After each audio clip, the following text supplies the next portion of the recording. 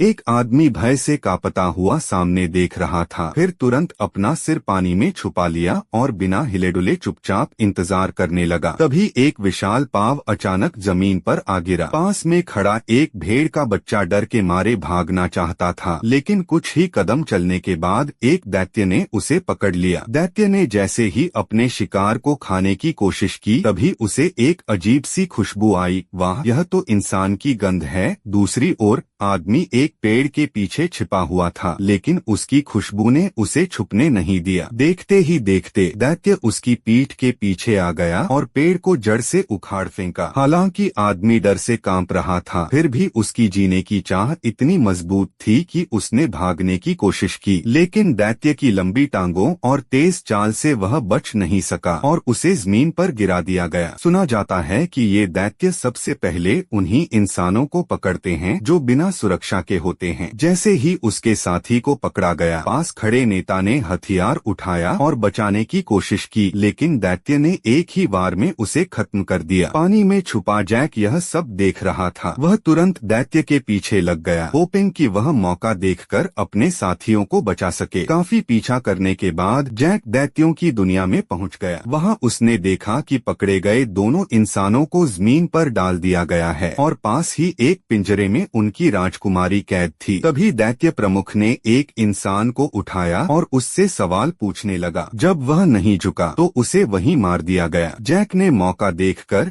एक दैत्य के पीछे चलते हुए घोंसले में प्रवेश किया। तभी दो और दैत्य आ गए। जैक ने जल्दी से एक पत्थर के पीछे छुपकर जान बचाई। जैसे ही दैत्य दूर गए, जैक ने राजकुमारी की गिरी हुई अंगूठी देखी और तय किया कि वह जरूर उसे बचाएगा। इसी दौरान दैत्य प्रमुख ने दूसरा इंसान खाने की तैयारी की, लेकिन तभी एक दो सिर वाला अजीब दैत्य बीच में आ गया। वह कुछ कहने ही वाला था कि एक रहस्यमयी आदमी जिसके सिर पर मुकुट था वहां आ पहुंचा। सारे दैत्य उसे देख झुक गए। वह मुकुट दैत्यों की पवित्र वस्तु थी। परंपरा के अनुसार जिस भी इंसान के पास वह मुकुट हो, वह पूरे दैत्यवंश पर हुकूमत कर सकता है। दोहरे सिर वाला दैत्य झुक गया और वह आदमी शाही अंदाज में दैत्यों के सिरों पर चलते हुए राज परिवार के पास पहुंचा। राजकुमारी को लगा कि अब वह बच गई, लेकिन वह आदमी असली रंग दिखाता है। मैं तुम्हें दैत्य देखने ले चलूंगा। राजकुमारी और जनरल को रसोई में ले जाकर दैत्यों का खाना बनाया जाने लगा। जनरल को चिपचिपे आटे पर डाल दिया गया और एक दैत्य ने उस पर आटा भी छिड़क दिया। वह आदमी खुद को छुड़ाने की कोशिश करता रहा, लेकिन कुछ नहीं हो पाया। जैक ने मौके का फायदा उठाकर पहले जनरल को बचाया और फिर दैत्यों की निगाहों से छुपते हुए राजकुमारी के पास पहुंचा। जैसे ही वह उसे बचाने गया, एक दैत्य चाकू लेकर आ गया। जैक ने फुर्ती से चाकू जनरल को दिया और छिप गया। दैत्य ने कुछ खाने की चीजें चुभाने के लिए कटारें उठाई, लेकिन गलती से जनरल को नहीं चुभा पाया, जिससे वह बच गया। बाद में दैत्य ने ट्रे को उठाकर ओवन में डाल दिया। अब बारी थी राजकुमारी की। जैक ने रस्सी का सहारा लेकर ऊपर से एक बड़ा चाकू उठाया और पूरे जोर से दैत्य के सिर पर फेंका। चाकू उसकी गर्दन में धंस गया। दर्द के मारे वह दीवार से टकरा गया और वहीं ढेर हो गया। राजकुमारी, जनरल और जैक भागकर नदी किनारे पहुंचे। जैक और राजकुमारी के बीच भावनाएं पनपने लगी थीं। वे तेजी से बाहर निकलने के रास्ते की ओर भागे, लेकिन वहां दैत्यों के पहरेदार पहले से तैनात थे। जैक ने दिमाग लगाया और एक बड़ा मधुमक्खी का छत्ता लकड़ी की छड़ी पर लटका कर लाया। फिर एक दैत्य का हेलमेट खोलकर छत्ता उसमें डाल दिया। जैसे ही हेलमेट बंद किया गया, दैत्य जाग गया और अपना सिर पीटने लगा, मगर मधुमक्खियां और भड़क गईं और उसे खाई में गिरा दिया। नीचे इंसानों की दुनिया थी। कुछ साधु प्रार्थना कर रहे थे। तभी एक महिला आकाश से गिरती हुई आई। राजा को जैसे ही पता चला कि वह दैत्य था, उसने तुरंत आदेश दिया कि उस पेड़ को काटा जाए जो इंसानी दुनिया को दैत्यों की दुनिया से जोड़ता है। राजकुमारी और जैक उसी पेड़ से लौट रहे थे। पेड़ काटा जा रहा था, मगर जैक ने लताओं की मदद से राजकुमारी को जमीन तक पहुंचाया। जनरल भी उस पेड़ पर चढ़कर महल लौट आया, लेकिन दैत्य नेता ने कुछ बीज बटोर लिए थे। उसने उनमें जादुई सांस फूंकी, जिससे वे फिर से उग गए। दैत्य दैत्य अब इंसानों की दुनिया पर हमला करने लगे। छोटा जैक भागकर राजा को बताने गया, लेकिन तब तक बहुत देर हो चुकी थी। दैत्य धरती पर उतर चुके थे और इंसानों को खाने के लिए बेताब थे। युद्ध शुरू हो गया। सैनिक भागने लगे, कुछ को तो दैत्यों ने बेसबॉल की तरह उछालकर मार डाला। शहर में राजा की सेना तैयार हो रही थी। उन्होंने खाई में पेट्रोल डाला और जैसे ही राजा लौटा, शहर की सुरक्षा की योजना शुरू कर दी गई। तेल से भरी नदी की सतह में आग लगा दी गई, जिससे एक शुरुआती आग की दीवार बन गई। राजा और राजकुमारी सैनिकों के साथ